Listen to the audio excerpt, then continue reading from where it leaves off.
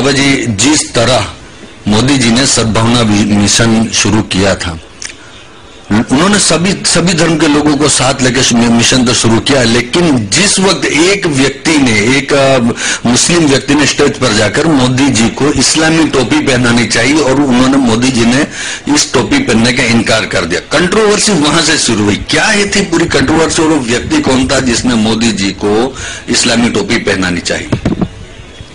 पहले बात तो मैं धन्यवाद देना चाहता हूं कि पहली बार इस देश के किसी मुख्यमंत्री ने कौमी सौहार्द के लिए, एकता, शांति और सलामती के लिए पवित्र हेतु सर अनशन किया और उसको गुजरात ही नहीं, भारत ही नहीं, विश्व भर में जो समर्थन मिला है, प्रजा का जो समर्थन मिला है वो अभूतपूर्व है।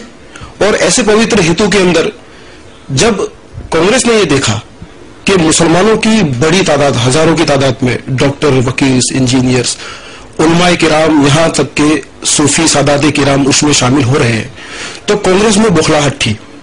क्योंकि इसी महीने की 3 तारीख को हमने सूरत में भी जो कार्यक्रम किया था उसमें 200 मुस्लिम कॉर्पोरेटर्स, जिसमें से करीब 50 से ज्यादा लोगों को नरेंद्र भाई ने चेयरमैन, वाइस चेयरमैन बनाया हुआ है, वो सब जो यहाँ सम्मेलन में आए थे, उसकी सफलता को देखकर कांग्रेस को यह लगा कि गुजरात में जो मुसलमानों की परिस्थिति को लेकर वो भारत भर में दुष्प्रचार कर रहे थे कि यहाँ ये हो रहा है, अन्याय हो रहा है।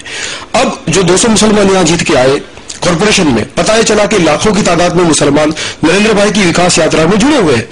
तो इससे कांग्रेस में जो बुखलाहट थी कि अब ये जब भारत के मुस्लिमों को पता चलेगा तो इसका सीधा प्रभाव 2014 के इलेक्शन में पड़ेगा।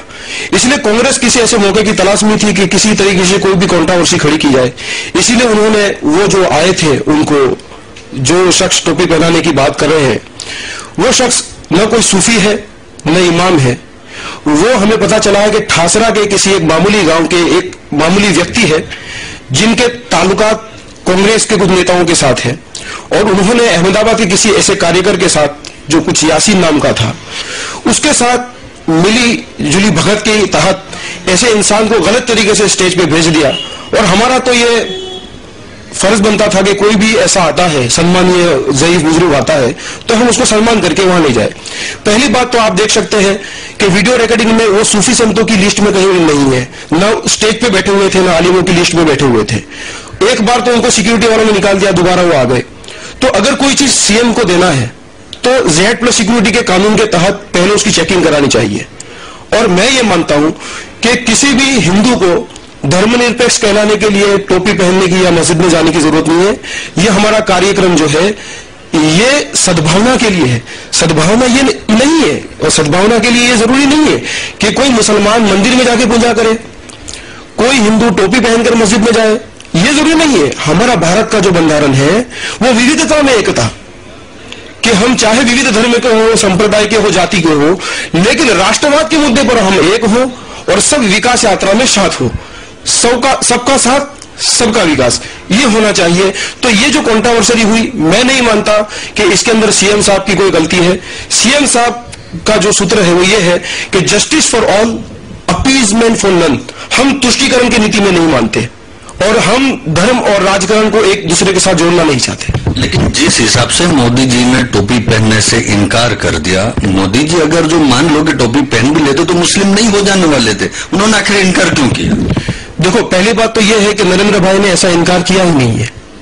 उन्होंने कोई अजीब से चीज निकाली, हो सकता था कि वो संदिग्ध चीज हो, तो मैंने, आप देख सकते हैं, मैंने उन्हें इनकार किया। और अगर ऐसा होता तो उन्होंने जो साल उड़ाई उसका भी इनकार किया होता। और सीधी बात है कि जब मैंने इनकार किया तो सीएम साहब भी समझ सकते हैं कि उस चीज को फिर वो उसके खिलाफ नहीं कहेंगे वो। तो यही बात थी। और मैं ये कहता हूं कि उनको, कि नरेंद्र भाई को टोपी पहनने की क्या जरूरत है? क्या कांग्रेस के नेताओं ने आज तक, आजादी से लेकर आज तक 55 साल में टोपियां पहनकर मुसलमानों को टोपियां नहीं पहनाई? सच्चर समिति का रिपोर्ट देखो, जो खुद कांग्रेस का है, कि भाई हिंदुस्तान में अभी फिलहाल 2% मुसलमानों के पास भी नौकरियां नहीं है। जो कैदी जेलखानों में हिंदुस्तान की, उसमें से 40% मुसलमान जेलों में, 70% मुसलमान स्लम बस्ती में, झोपड़पट्टियों में, यहां तक के जस्टिस सच्चर का कहना है कि दलित से भी ज्यादा खराब परिस्थिति मुसलमानों की है। तो क्या 55 साल से वोट लेके, मुसलमानों का खून लेके ये कांग्रेस ने टोपी पहनाने का काम नहीं किया? तो नरेंद्र भाई या हमारा भाजपा संगठन टोपी पहनने और पहनाने की नीति में नहीं मानता। ये सब कांग्रेस को मुबारक हो। हम तो गुजरात की बात करते हैं, हम भारत की बात करते हैं, सब समाज की बात करते हैं, माइनॉरिटी मेजोरिटी की नहीं। जो भारतीय है, जो राष्ट्रवादी है, उनका विकास होना चाहिए और सब एक साथ होना चाहिए। आपको क्या लगता है कि नरेंद्र भाई मोदी अब मुसलमानों के लिए भी काम करेंगे या आप कांग्रेस पर एलिगेशन लगा रहे हैं कि कांग्रेस ने मुसलमानों को टोपियां पहने और कुछ काम नहीं किया? गुजरात में या नरेंद्र भाई मोदी के राज्य में मुसलमानों का विकास होगा? बिल्कुल होगा, बल्कि हो रहा है। और हम भी कह रहे हैं, यही सच्चा समिति का रिपोर्ट कह रहे हैं कि गुजरात के मुसलमान सबसे ज्यादा सुखी हैं। यहां 8 साल से दंगा फसाद नहीं है। कांग्रेस के शासन में क्या होता था? देखो, 15 दिन महीने में कोई ना कोई एक दंगा फसाद होता था। और कांग्रेस वालों को कहो कि तुम्हें क्लीन चिट किसने दी भाई?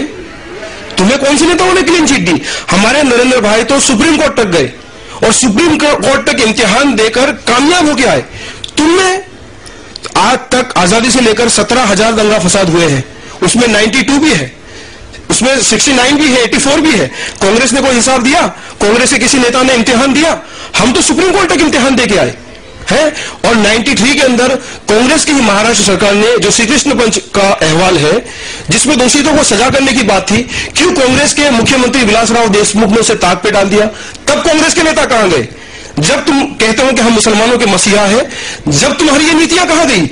और मैं ये कहता हूं कि हैदराबाद में जो ब्लास्ट हुए, मक्का मस्जिद में जो ब्लास्ट हुए, जहां कांग्रेस की सरकारें हैं, वहां 2006 के अंदर निर्दोष मुसलमानों को आतंकवादी बताकर जेल में डाल दिया गया। आज अभी जजमेंट आए हाईकोर्ट के कि वो निर्दोष थे। एक तो उसमें 700 दूर था, दूसरा जेल में था। तो कांग्रेस की सरकार निर्दोष मुसलमानों को आतंकवादी बनाकर जेल में डाल दे, ये टोपी पहनाने की बात नहीं है।